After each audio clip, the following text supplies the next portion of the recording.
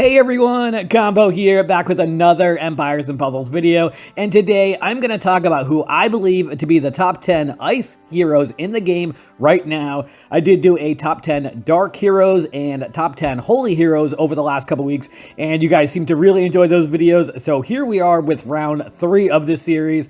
I do put a lot of time into preparing the slides and formatting text and graphics for these videos, so let me know if you all want to see anything different or if this format works for you. Appreciate the feedback and the support. Without further ado, let's get into our top 10. Starting off at number 10, we've got Costume Cowcow. Now, I rearranged this list several times when I was going through the top 100 defenses and seeing who was on top defenses, using my own experience in going up against these heroes. A lot of these heroes I have myself, and I had to take into consideration the overall individual power of each of these heroes, but not just that.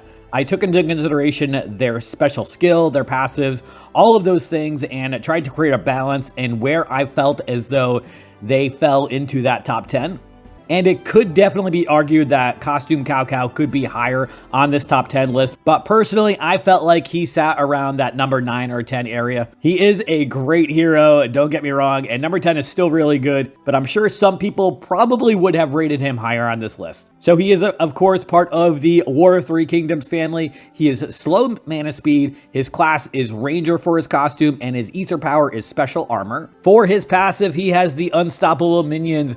All of the Costume War of Three Kingdoms heroes have this. They are going to get resistance against minion removal. They cannot be prevented from receiving minions, and minion attack and abilities cannot be disabled. So definitely very useful, especially when you look at his special skill, the Ice Cold Order. First, he's going to deal 320% damage to all enemies.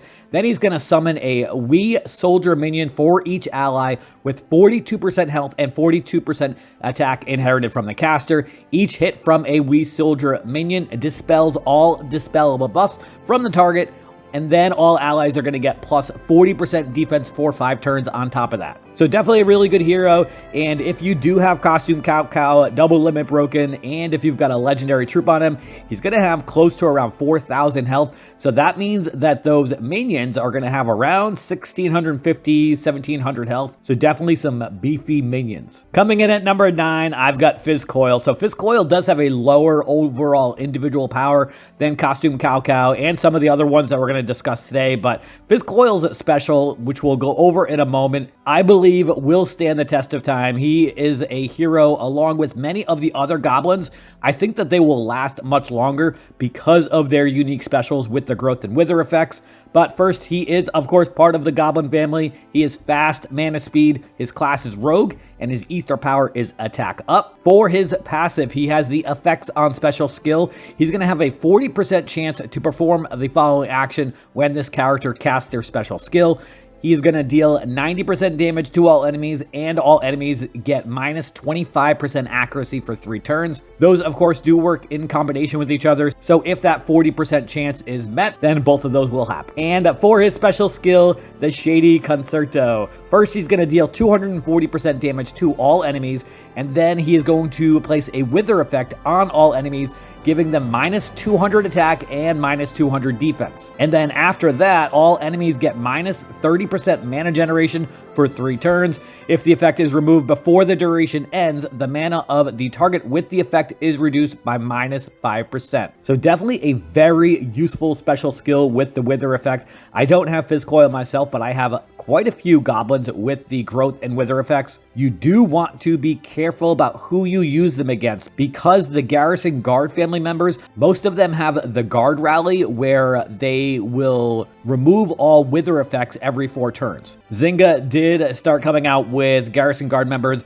that remove all growth effects from all enemies, so just keep in mind that you want to make sure that if you are facing a Garrison Guard family member, you want to make sure you're aware of what their Guard Rally passive is. But either way, a very useful hero, like I said, and that is why we have him at number 9. Coming in at number 8, I've got Varity, part of the Woodland Fawn family. She is very fast mana speed, class is Wizard, and ether power is attack up. She has 2 passives, the first being Resist Insanity, which all of the Woodland Fawn members have. This character has innate resistance against insanity, and their second passive is Resist Attack Reduction. This character has innate resistance against status ailments, stacks, and wither effects that affect attack. So that's definitely very useful. And then her special skill is the Red Shoes. She will deal 320% damage to the target and nearby enemies, and then give an enhanced defense ailment to those enemies. The target and nearby enemies get minus 50% defense against special skills. This effect lasts until the enemy takes damage from a special skill 3 times. So definitely very useful when you're pairing her with other blue fast or very fast heroes that can attack 3 also, so that you can fire their attack specials right after Verities. And then after the enhanced defense ailment ends or is removed, the enemy gets minus 40% generation for 3 turns. We just went through our first Insanity or Ancient Terror Wars last week, and these heroes that resist insanity, I think, are going to become a lot more popular, and people are probably going to start doing more polls for these Woodland Fawn heroes, and then also the Untold Tales 1 costumes that get the resist insanity also. Coming in at number 7, I've got Fergus. Fergus is another one. I wasn't even sure if I was going to have him on the list, and then I had him higher, and then I eventually settled at number 7. A lot of people probably would put him higher. He is actually on a lot of defenses in the top 100, but when I've gone against him, honestly, I just haven't had a problem against him. I feel like he needs something else, like an attack or a heal or something. We'll go over his special in a moment, but he is part of the Garrison Guard family. Slow mana speed. His class is Monk, so that is very good because Monk is one of the best, if not the best, class for defensive heroes, and then his ether power is defense up. For his passives, he has 3 passives. His first is Mana on Status Ailment Received. This character gains 5% mana when they receive a status ailment or negative stack. His second passive is Resist Mana Reduction.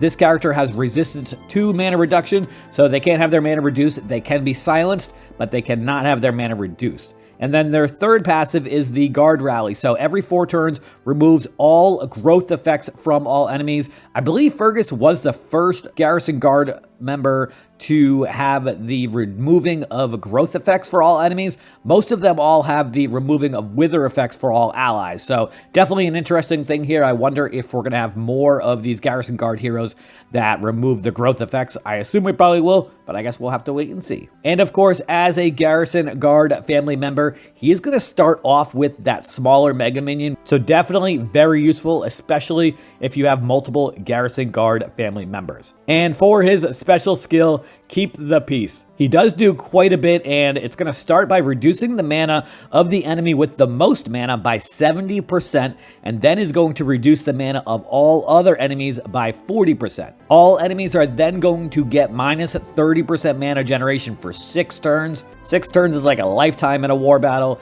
And then he's going to summon a Sword Guard Mega Minion with 35% health and 300% attack inherited from the caster. The target hit by the Sword Guard Mega Minion receives 414 bleed damage over 3 turns. This effect spreads to nearby enemies. So I didn't feel like his special alone was enough to put him in the top 10, but when you take into consideration the passives that he has, the fact that he's a Garrison Guard family member, so he's going to start off with that Mega Minion, and his individual power is pretty high, obviously, because he's a brand new hero in the game. That is why I have him at number 7, because of the combination of all of those things. Coming in at number 6, we've got Changey. Changey, I feel like, is that hero that I forget about, and then when I go up against her, she is just the biggest pain in the ass because of the effects that she has from her special. I always think I can kill her before her special goes off, which completely screws me over. Definitely a very annoying hero to go against, but she is part of the Journey family, is average mana speed, her class is Wizard, and her ether power is Ailment Reflect. This is the best ether power in the game, in my opinion. She's going to reflect ailments. I think it's for 6 turns at the start of each battle. So definitely a very useful skill to have. And for her passives, she does have 2. The first being Health Recovery on buff buff received. This character has a 50% chance to recover 10% health when they receive a buff or positive stack. And then her second passive is mana on buff received. This character has a 50% chance to recover 10% mana when they receive a buff or positive stack. And for her special skill, the Lunar Rocket, she is first going to deal 310% damage to all enemies. All enemies cannot cast any new status effects on enemies or allies for 4 turns. This effect duration resets if the target is healed. This includes stacks, and this only includes status effects cast with special skills. So if an enemy is healed from a passive, then the effect is not going to reset. All allies are also then going to get plus 45% defense against special skills for 4 turns. So I know Chang'e came into the game like a year ago, if not more, but she is still a very, very good hero. I have always wanted her, unfortunately haven't been able to get her, but she is, like I said, a pain in the ass to go against, and she could be really useful on offense also because of the heroes like Bernadette or Darkfeather or any of those other heroes that have really good buffs or ailments that they give. She's going to stop them from being able to give them. And that is why I have her at number 6. Coming in at number 5, somebody else that you may be surprised that I have him this high up on the list, but that is Costume Lord Loki. I have Costume Lord Loki, and he is probably the most fun hero that I have. You are probably already aware of how his special works, but we'll go over that in a moment. First, he is part of the Jotunheim realm or the Valhalla family.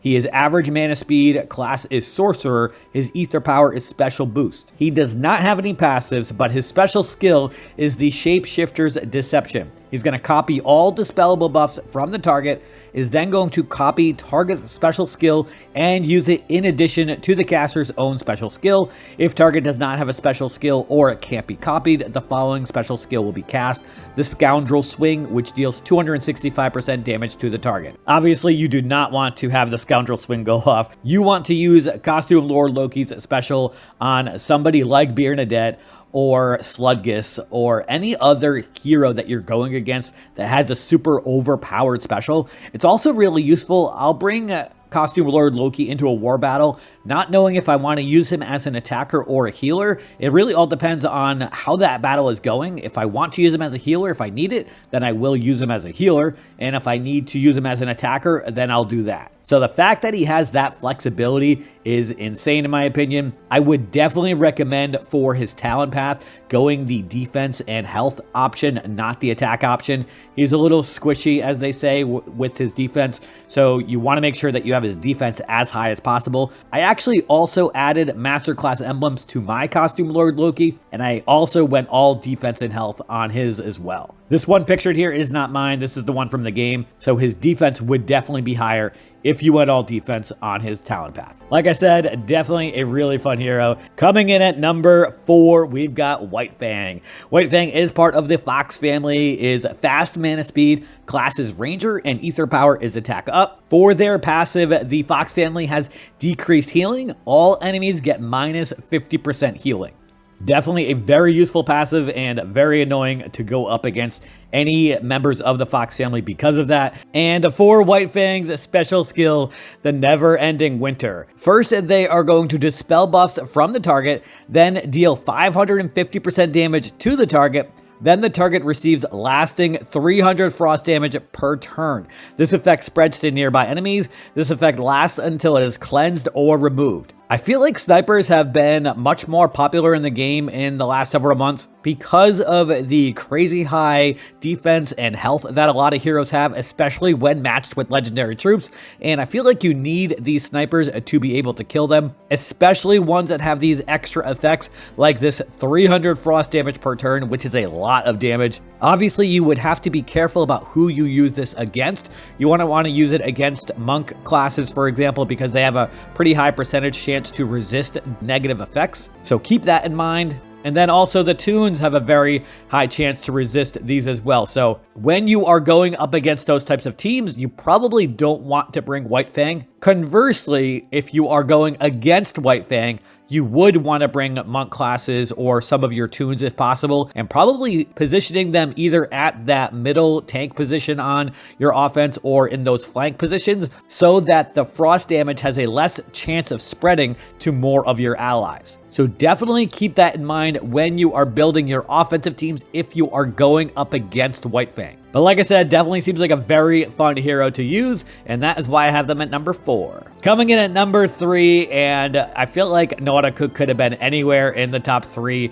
but the next 2 heroes are even better in my opinion, which is why I've got Nautica here. He is part of the Construct Core family. He is average mana speed, class is Wizard, and his ether power is Dodge. So definitely a very useful ether power with the dodge ability. And Nautica has 2 passives. The first passive is Repair Core. The construct core of this character is Repair Core. The Repair Core activates each time this character's special skill is cast. With a fully charged Repair Core, he is going to boost the health of all allies by 25%. The healing is scaled by the amount of charge in the core, and all charge is exhausted when the core is activated. It does say boosts the health. It doesn't say that it can go over max health, but I can guarantee you that it can indeed go over max health. I have Nautica on my roster. I use him all the time, obviously. And the Repair Core does indeed happen after the special skill, which is going to be regular healing with his Pathfinder's Compass. And his second passive is Resist Special Skill Blocking. This character has innate resistance against status ailments that block special skills. So obviously this is very useful against silencers, but it's also really useful against Von Rothbart, who you don't think about as a silencer, but that dancing effect that silences gets blocked because of this passive by Nautica. So that is extremely useful, and if you have Von Rothbart, you want to make sure you do not use this against Nautica. And for his special skill, he's first going to recover 45% health for all allies. Then he's going to increase the mana of nearby allies by 33%. Nearby allies get a plus 40% mana generation for 4 turns. The caster and nearby allies get plus 50% critical chance for 4 turns also. Nautica is one of the most fun heroes in the game because of that increased mana for nearby allies by 33%. So putting him next to some of your slower heroes is definitely ideal so that you can get them to charge faster. Sometimes I even put Nautica with Grimsteel. That way I can fire Nautica and then fire Grimsteel right after, not just to get the extra healing, but to get the growth, attack, and defense from Grimsteel. I'll put him next to Von Rothbart and Darkfeather if I put him with purples. I'll put him next to Zhuge Liang sometimes in a war battle. The only thing I would not do with Nautica is put him next to other average blue speed heroes, because they're going to fire at the same time as him anyway, so you're not going to get the effect enough from the increased mana until their second charge, which if you want to try to get it earlier, then you would want to put him next to other heroes that are not average blue speed. But like I said, definitely a very fun hero. He's going to recover that 45% health right off the bat, and then up to 25% with the Repair Core. So he has a possibility to recover 70% health for all of your allies. Coming in at number 2, I've got Hrothgar. Hrothgar is a brand new hero in the game pretty much. I think it came out for the Black Friday portal a couple weeks ago from the time I'm recording this video. He is part of the Beowulf family. He is average mana speed, class is Paladin, and his ether power is attack up. He has 3 passives. The first is Perfect Accuracy. This character's special never misses its targets. His second passive is Heal when ailment expires or clears.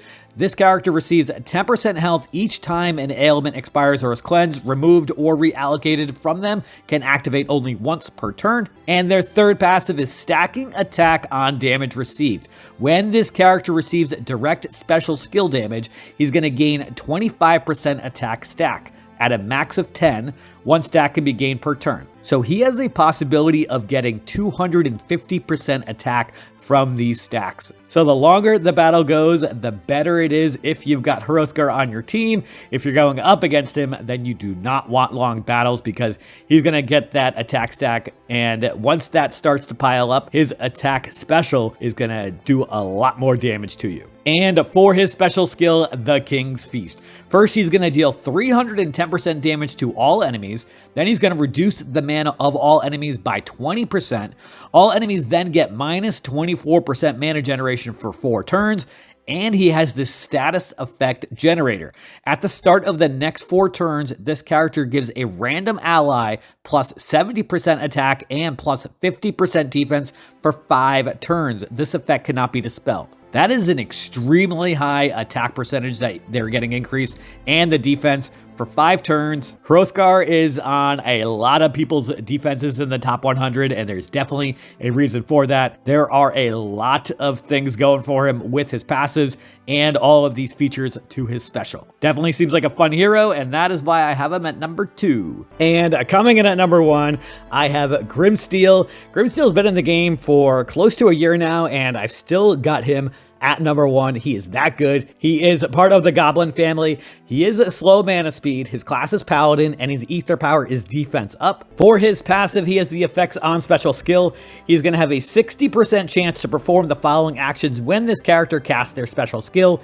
He's going to deal 90% damage to all enemies, and all enemies get minus 25% accuracy for 3 turns. For his special, the Spirits of the Mountain, he is first going to recover 54% health for all allies. He has a growth effect where all allies get plus 450 attack and 450 defense. All allies are then going to get plus 30% mana generation for 4 turns. If the effect is removed before the duration ends, the target with effect gets plus 10% mana. If Grimsteel goes off twice, it is almost impossible for the enemies to do damage against you. You're talking 900 attack and 900 defense added to all of your allies. So if you're going up against Grimsteel, then you definitely want to have one of those Garrison Guard family members that remove growth effects, which right now I believe that Fergus is the only one who does that. We're probably going to see more of those Garrison Guard family members that have the Guard Rally that remove growth effects. So definitely be on the lookout for those. And if you happen to pull any of them,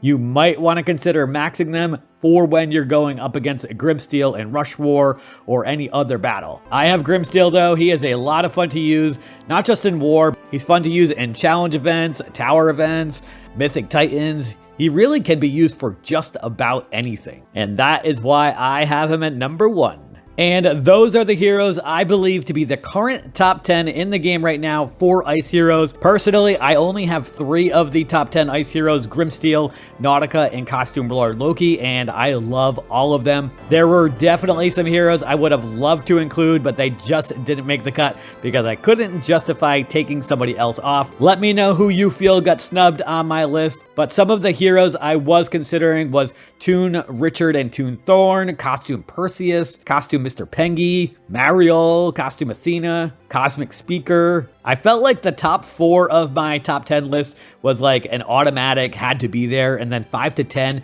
really could have been interchangeable, and even any of the ones I just listed probably could have taken the place of maybe 1 or 2 of the heroes that I did include. Definitely a lot of good Ice heroes in the game. Let me know who you got on my list. Also, I will pin a comment with a link to the top 10 Dark Heroes video that I did and the top 10 Holy Heroes that I did. So if you guys want to check those out, if you haven't already, definitely go do so. And as I do the next 2 colors over the next couple weeks, I will update that pinned comment. And that is gonna do it for today's video. I hope you did enjoy it or found it helpful. And if you did, hit that like button, make sure you sub to my channel, and I'll catch you guys next time.